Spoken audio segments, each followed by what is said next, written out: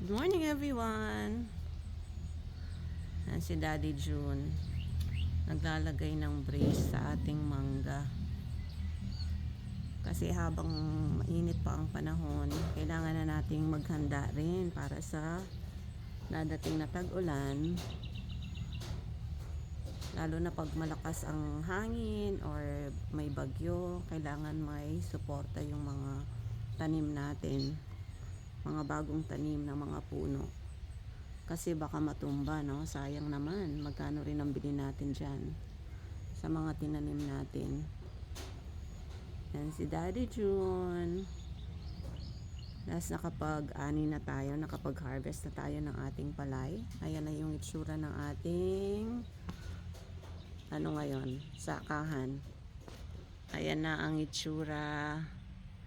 Ayan ang mga dayami. At dun guys, makikita nyo may mga nangunguha ng dayami. Ayan o. Ayan. Nakita nyo yung dalawang yan.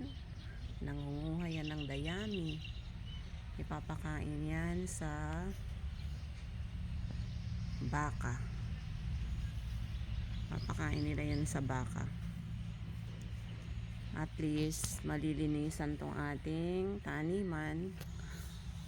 Konti na lang yung ating susunugin in preparation to the next planting season, next crop. Ayan si Daddy June. Daddy June, say hi. Say hi to my vlog. Yan guys, ang aking jack of all trades, si Daddy June. Farmer, laborer, driver, lahat.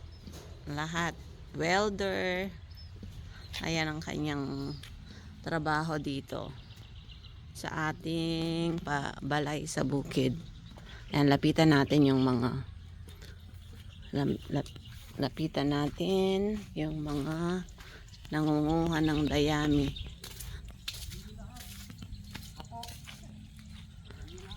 Ano yan ko ipapakain sa baka? Kahit po sa baka, kay dating New York Texas. Ah. Ayan o. Ano, Papakain sa baka. pag marami na dito, pwede nyo i-atras kasi yun. Opo. Sinilagay. Opo. Pero pag yung nahakutin nyo na, Parang hindi nakaharang. nakaharang. No? Ayan o.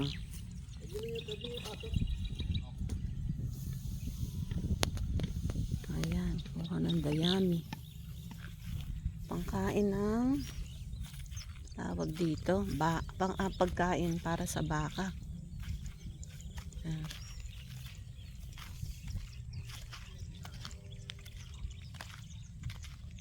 Ayan.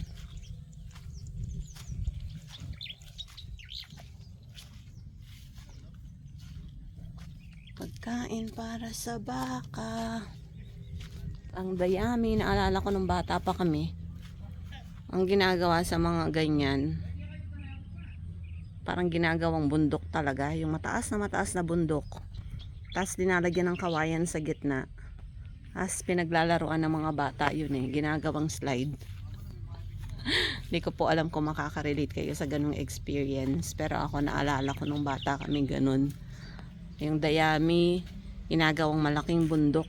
Tapos dinalagyan ng ng kawayan sa gitna. Tapos yun, pinaglalaroan ng mga bata. Ayan, ganyan lang ang buhay dito sa probinsya. Pagkatapos umani, linis ulit. Hintayin lang matuyo yung mga dayami, susunugin, maglilinis na naman ng tatamnan, tatanim ulit. Tapos hintayin na naman ang anihan. Ganun po. Pero mahirap magsaka. Tapos hindi rin ganun kalaki yung kinikita ng mga magsasaka kasi may mga gastos din. Gastos sa binhi, sa pataba, sa pang-spray, gastos sa labor, at kung ano-ano pang gastos. Kaya tiis-tiis. Tiis-tiis lang talaga, tiyaga-tiyaga ang pagsasaka. Ayan.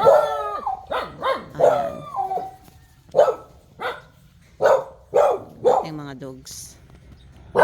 Mga bantay natin yan.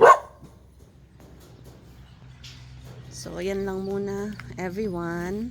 Gusto ko lang kayong update sa ganap dito sa ating balay sa bukid. Bye everyone. Have a blessed day.